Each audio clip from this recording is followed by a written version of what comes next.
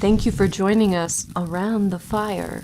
For more information or to make a donation, please visit randomactsnetwork.com. Now, want to hear a scary story?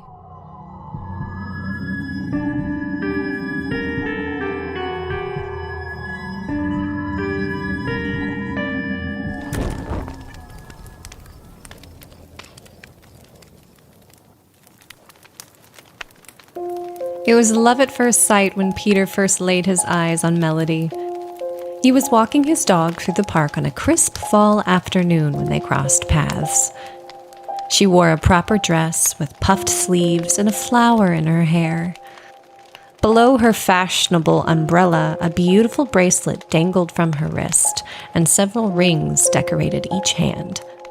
But most interesting was the black velvet ribbon tied around her neck, matching her hair, overflowing from her shoulders like spilled ink. Melody felt the attention and sent a smile Peter's way. That was all the invitation he needed to introduce himself. They spent the entire afternoon circling the park, and she allowed him to walk her home. They made plans to go to the theater that weekend and dinner the following evening. Before they knew it, they were spending nearly all their time together. Each day she looked more beautiful than the last, and each day she wore the black velvet ribbon around her neck. The rest of her adornments would come and go, but Peter never saw her without the ribbon. As she didn't acknowledge it, he hadn't mentioned it either. But every once in a while, the curiosity became unbearable. One evening, they were together in a beautiful restaurant. She wore an elegant green velvet dress with her hair pulled up into an elegant twist. On her head, she wore a small headpiece that contained both the green and the black fabrics, seamlessly uniting her attire.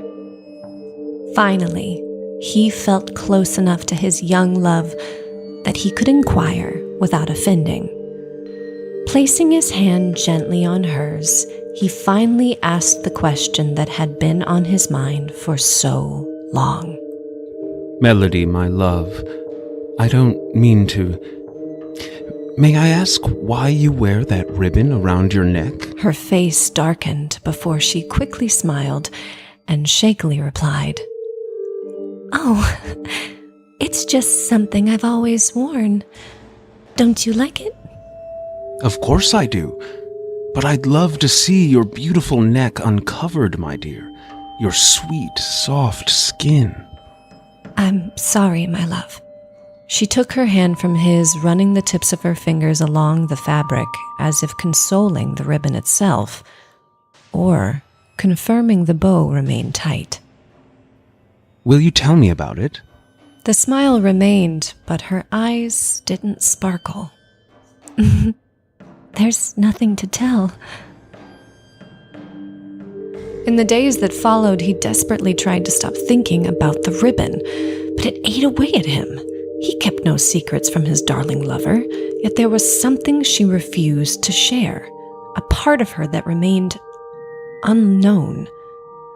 Shortly after they became engaged, a member of Peter's extended family passed away, and Melody left town with her partner to attend the funeral.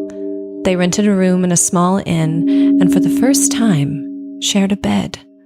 They kissed and cuddled by the light of the fire until they fell asleep. In the morning, they were quietly packing their things when Melody timidly spoke, as if the words had weighed her down all morning. "My love, I'm afraid I slept quite terribly. I barely slept at all." Peter was taken aback, as he'd slept soundly through the night. I'm so sorry, dear. Did you not enjoy sharing the bed? "Oh, I loved falling asleep in your arms, but I woke up in the middle of the night.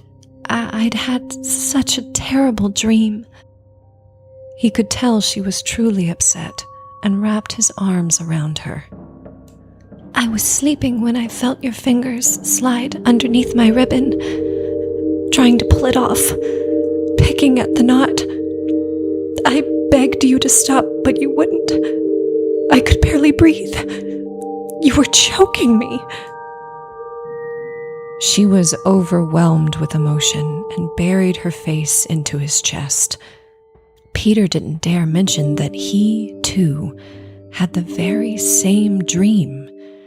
His eyes shifted from the ribbon to his hands, to the shadows on her neck around the ribbon. Marks, or a trick of the light. Their wedding day arrived, and Peter secretly wondered if this would be the day he waited for. But as she walked down the aisle in her glowing white dress, the dark black velvet circled her neck as it always did. After several hours of eating, drinking, laughing, and dancing with friends, the couple rode in a coach to the honeymoon suite at the finest hotel in town. Both bride and groom were drunk and in love, kissing each other with no care for the coachman, ready to take each other in. Peter excused himself for a shower, and his new wife made herself comfortable in their extravagant suite. He returned to find her lying across the bed in a red velvet nightgown. The dark fabric emphasized her in the most perfect places. Her plump, juicy lips curved upwards invitingly, and her eyes glimmered from between falling black locks. But still, his focus was on the ribbon, and the building lust evaporated. If there were ever a time he wanted to see and smell and kiss the soft skin of her neck, it would be tonight. She seemed to notice, and her smile dropped ever so slightly. He wouldn't risk spoiling the evening by asking her to remove it. He climbed into bed with her for the second time ever, and she held out her arms. He kissed her deeply and ran his hands up and down the soft fabric along her back. Hello, husband. I love you, my dearest. I love you, darling. Their eyes locked, and the love was true, but he couldn't help it, and his attention drifted once again to the ribbon. She sighed and sat back, sinking in disappointment. Do you want me to untie the bow? Peter lit up. He never thought the day would come when she would offer him what he desired most. After all this time, this is what you want of me. Yes, my love. Then do what you wish. With a smirk, he forcibly fingered the knot, but it was unyielding. She remained still as he fetched a pair of scissors from the desk and returned with enthusiasm, practically giddy. And in one swift move, he slid the cold metal blade between her velvety skin and the fabric, and snipped. Then he screamed, stumbled back from the bed and onto the floor, as her head toppled from her shoulders and rolled across the room.